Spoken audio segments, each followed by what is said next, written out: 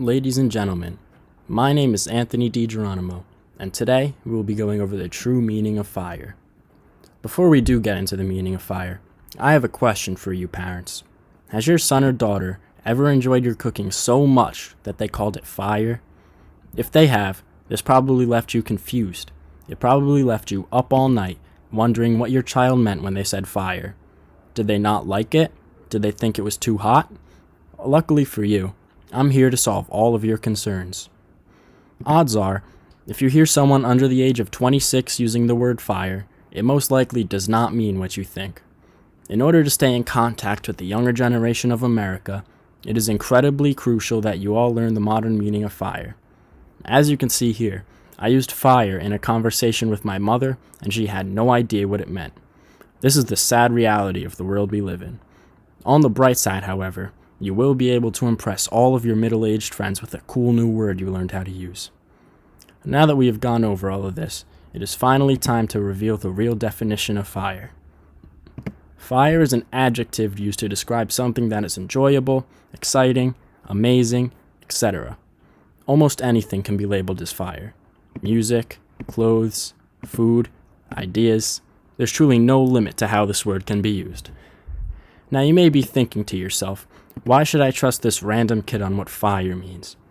This is completely valid, as you have known fire to mean something different your whole life. Now simply put, nobody knows what is and what isn't fire more than me. If you ever need to know if something is fire or not, I'm the person to go to. Now on a more serious note, something being fire is completely objective.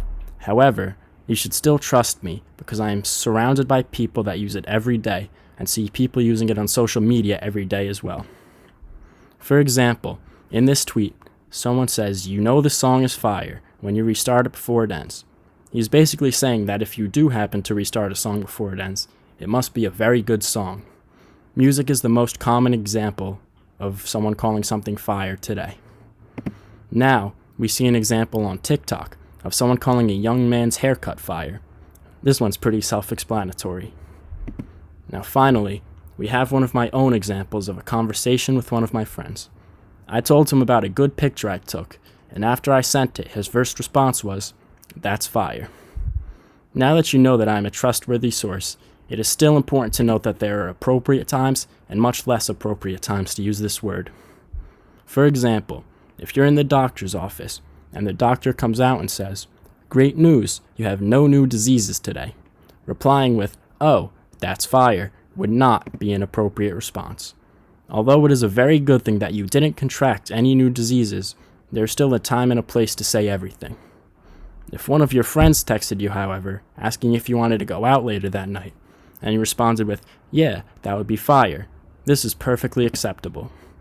You are letting your friend know that you would want to go, and that you think it's going to be a great time. I've just now told you everything you need to know about the word fire. Now you know your child didn't think your food was too hot or that it tasted bad. It was a compliment the whole time. I hope you look forward to using this word around your children and other adult friends in your family as well, just like my parents do. Thank you. Hey, did you listen to the new Gunna? No, is it fire? Yeah, you'd love it.